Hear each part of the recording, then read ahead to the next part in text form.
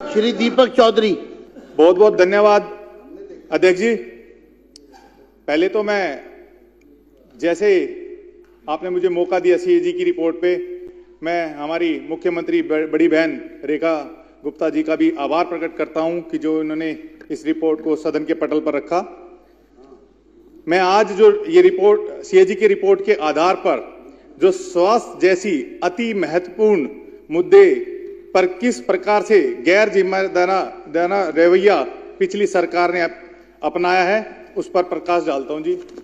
और एक चीज से अपने वक्तव्य को शुरू करता हूं कि क्या लेना देना था इस आपदा की सरकार को दिल्ली की भलाई से।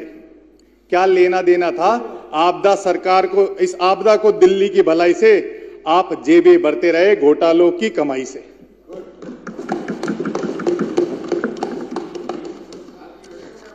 अध्यक्ष जी, जैसे कोविड की महामारी पूरे विश्व ने देखी है, ये भी एक आपदा ही थी और दिल्ली दो आपदाएं देख रही थी, एक तो कोविड की और एक दिल्ली सरकार की जो नाकामियां थी।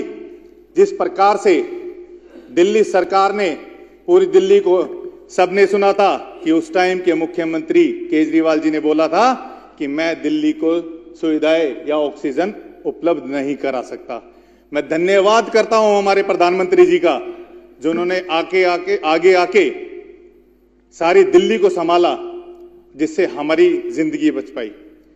मैं अभी सुन रहा था हमारे अशोक गोयल जी जिस तरीके से बोल रहे थे, और वो बता रहे थे कि सड़कों पर जिस तरीके से लोगों ने दम तोड़ा, उस टाइम पे अनिल झा जी जिस तरीके से हंस रहे थे, वो बड़ी शर्म की बात थी। हम दिल्ली के जो मौतें हुई थी उन पर चर्चा कर रहे थे, बड़ी शर्म की बात थी। हमारी आतिशी जी भी वो भी जो है उस पर मुस्कुरा रहे थे, बड़ी शर्म की बात थी। और आतिशी जी जो हमारे महाराज जी ने कहा वो मुस्कुरा रहे थे, वो इसलिए मुस्कुरा रहे थे कि उन्हें पता है कि केजरीवाल जी जब नहीं जीत पाए तब वो उस कुर्सी पे बैठ पाई हैं, और उन्होंने बड़ी खुशी मनाई थी अपनी सरकार हारने के ऊपर भी। केंद्र सरकार द्वारा जो कोविड के में जो बजट दिया गया, उसका कुल जो हमारे 787 करोड़ रुपए दिए गए, उसमें से सिर्फ 582 करोड़ रुपए ही खर्च पाए। 200 करोड़ रुपए जहां ऑक्सीजन, अगर वो 200 करोड़ रुपए की ऑक्सीजन अगर हमारी दिल्ली को उपलब्ध हो जाती तो पता नहीं अनेकों जानें बच जाती। लेकिन ऐसी निकम्मी सरकार ने, नकारा सरकार ने जिस रवैये के साथ दिल्ली को झोंक दिया इस कोविड काल में, मैं सरकार की निंदा करता हूं, इस सरकार की जो इन्होंने कुकर्म की है। उसके बाद में हर जगह कितनी कमियां थी, दवाई की कमी, पीपीई किट की कमी, और जैसे कि आपूर्ति के लिए जारी किए गए 119 करोड़ रुपए में से सिर्फ 83 करोड़ रुपए ही भी उपयोग नहीं किए गए, जो जानबूझकर की गई निष्क्रियता को दर्शाता है और जो आपराधिक लापरवाही के समान है। अध्यक्ष जी, इस सरकार ने जितनी भी लापरवाही की, जैसे सरकारी अस्पतालों में बेड की वृद्धि में कमी, इन्होंने 2016-17 से और 2020-21 तक 32,000 बेडों को जोड़ने का बजट योजना होने के बावजूद भी केवल 1357 बेड ही, जो कि 4.24% जोड़े गए।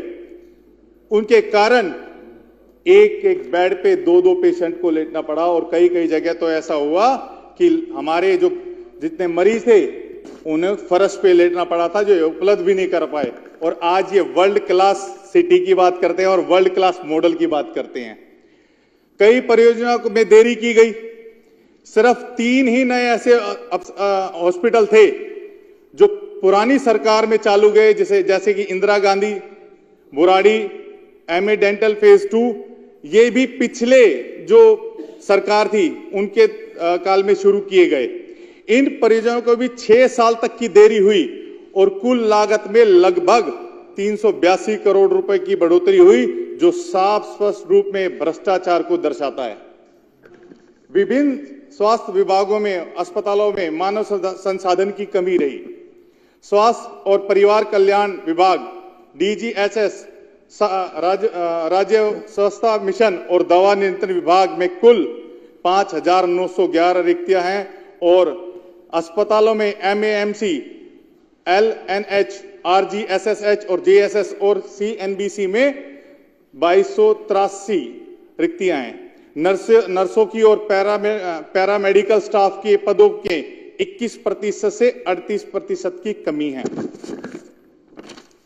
सर्जरी के लिए अध्यक्ष जी, सर्जरी के लिए इतने लंबे लंबे समय तक, जो कि ये हमारी दिल्ली है, दिल्ली देश की राजधानी है, लोक नायक अस्पताल में प्रमुख सर्जरी के लिए लगभग 2 से 3 महीने का, वन और प्लास्टिक सर्जन विभाग में 6 से 8 महीने का और CNBC में बाल सर्जरी के लिए 1-1 साल तक का इंतजार लोगों को करना पड़ रहा है।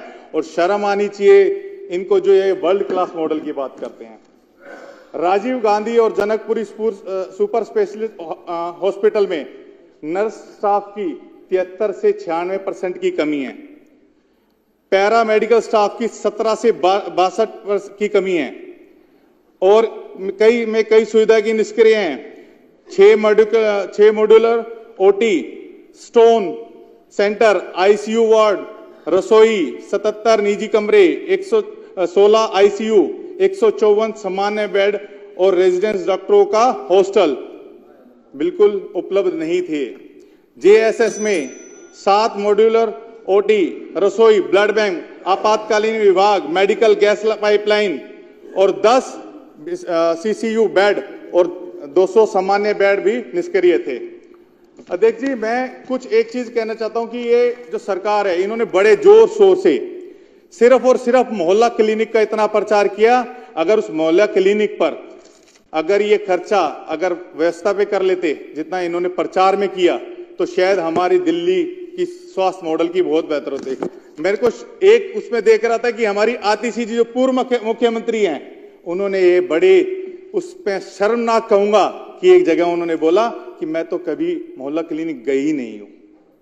इनकी वीडियो में देख रहा था। बड़ी शर्म की बात है कि एक CM अगर विजिट नहीं करेंगे या उनके अधिकारी विजिट नहीं, उनके जो मंत्री विजिट नहीं करेंगे, तो कैसी स्थिति होगी। जब हमारे मुख्यमंत्री जो उस टाइम पूर्व मुख्यमंत्री थी आतिशी, जब वो कह रही हैं, तो कितनी शर्म की बात है।